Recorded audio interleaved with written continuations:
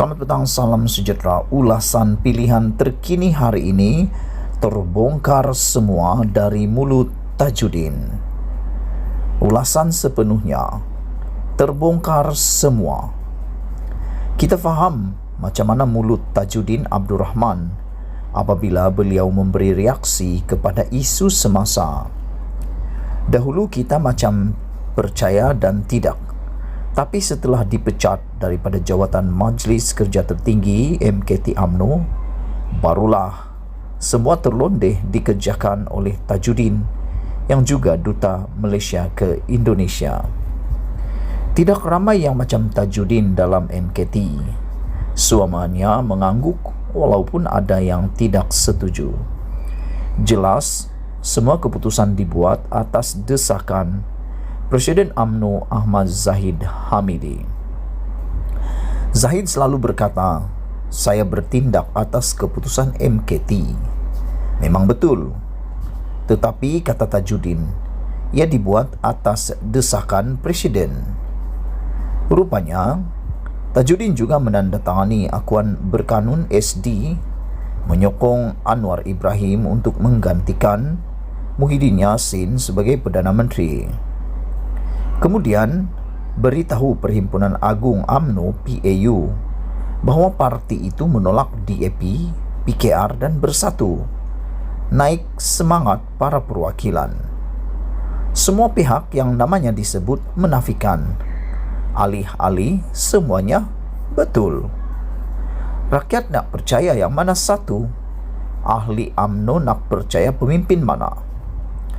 Pendedahan Tajudin itu juga disahkan oleh Ketua Penerangan PKR Samsul Iskandar Muhammad Akin semalam yang Anwar sanggup bekerjasama dengan Zahid, Najib Razak dan kumpulan kluster Mahkamah UMNO semata-mata untuk menjadi Perdana Menteri. Walaupun kerjasama itu tetap gagal untuk menjadikan Anwar sebagai Perdana Menteri, terbukti Presiden PKR itu mempunyai sejarah bekerjasama dengan kluster Mahkamah UMNO. Dan kita menjadi tertanya-tanya, apakah janji yang ditaburkan kepada Zahid dan Najib sehingga mereka sanggup menyokong Anwar? Dalam satu laporan media pada Isnin, Anwar berkata desakan untuk membubarkan parlimen supaya pilihan raya umum ke-15 dapat diadakan lebih awal adalah tindakan terdesak beberapa pemimpin UMNO untuk melepaskan diri masing-masing daripada kes mahkamah yang sedang dihadapi mereka. Sebab apa parlimen nak bubar? Sebab kluster mahkamah nak settle selesaikan kes dia. Ingat, kalau dia menang PRU, dia boleh tutup kes. Jadi rasional, bubar itu kita pertikaikan, katanya kepada pemberita.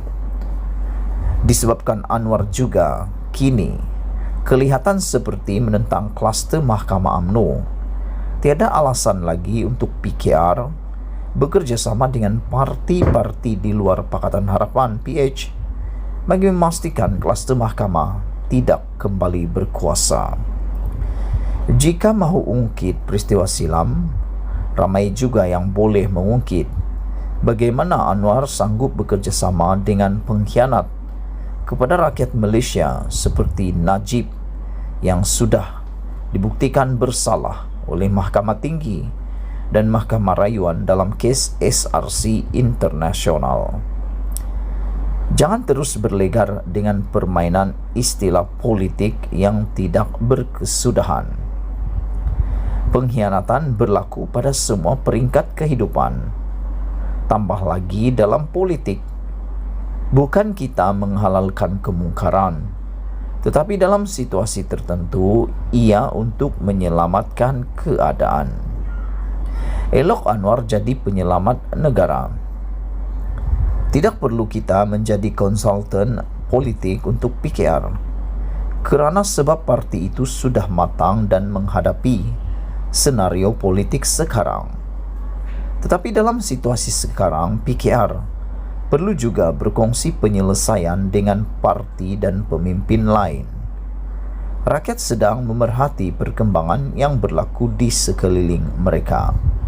Anwar tidak sepatutnya mengulangi sejarah PH. Terlalu cepat berjanji tetapi kemudian jadi cemuhan rakyat.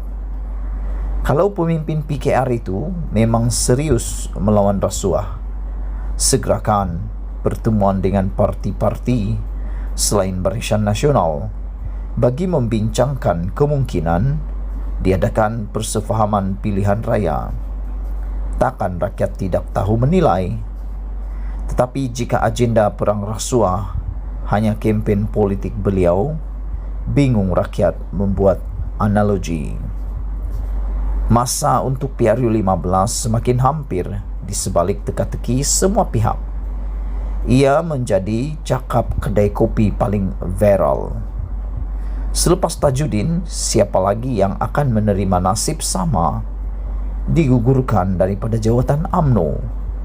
Senarainya sudah pun disebarkan. Jika Anwar benar-benar betul-betul bertanggung jawab, dia sepatutnya mengumumkan segera siapa rakan PKR menghadapi PRU 15. Jangan bermain politik terlalu lama. Rakyat semakin terhimpit dengan masalah ekonomi. Eloklah Anwar menjadi antara penyelamat bangsa dan negara. Itu pun yang selalu diperkatakan insan bernama Anwar Ibrahim. Ditulis oleh Selamat Buang, pembaca Malaysia Kini. Artikel ini pandangan penulis dan tidak semestinya mencerminkan pendirian Malaysia Kini dan admin. Sekian isu hangat petang ini. Jangan lupa tinggalkan komen anda. Sila tekan butang subscribe dan tinggalkan komen anda. Malaysia kita punya, kita jaga sama-sama. Cintai Malaysiaku. Kita jumpa lagi. Bye-bye.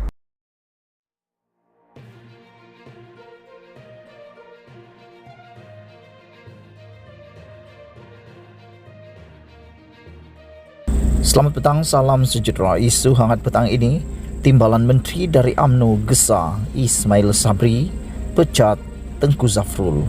Berita sepenuhnya. Timbalan Menteri dari UMNO Gesar Ismail Sabri pecat Tengku Zafrul. Timbalan Menteri Komunikasi dan Multimedia Zahidi Zainul Abidin mencadangkan kerajaan menukar Menteri Keuangan Tengku Zafrul Abdul Aziz susulan isu berkait digital nasional Berhad. Zahidi yang juga ahli Majlis Kerja Tertinggi UMNO MKT berkata, hasil pertemuannya dengan Tengku Zafrul tidak menemui titik penyelesaian apabila beliau memaklumkan Menteri Kewangannya itu mencabarnya berlawan. Ia selepas beliau bertanya mengenai memorandum daripada pemuda UMNO untuk siasatan dijalankan berhubung pelancaran rangkaian 5G oleh DNB. Saya, wakil MKT, ingin mendapat penjelasan pasal isu memorandum. Dia, Zafrul, tak mahu dengar nak lawan kita. Lawan itu jawapan dia. Kalau pasal Menteri Kewangan ini saya minta dalam mesyuarat kalau boleh kita tukar, katanya ditemui selepas mesyuarat MKT UMNO. Terdahulu Zahidi yang menerima memorandum itu berkata beliau akan membawa perkara berkenaan ke mesyuarat MKT UMNO dan Jemaah Menteri. Zahidi sebelum ini menyatakan kekesalan kerana sering dipinggirkan dalam pembangunan 5G Malaysia. Selain daripada penerangan tentang hasrat kerajaan untuk mengekalkan DNB sebagai penyedia tunggal 5G di Malaysia, dia tidak dijemput menyertai perjumpaan dan mesyuarat lain berkaitan DNB. Sekian isu hangat petang ini. Jangan lupa tinggalkan komen anda, tekan butang subscribe dan kita jumpa lagi. Bye-bye.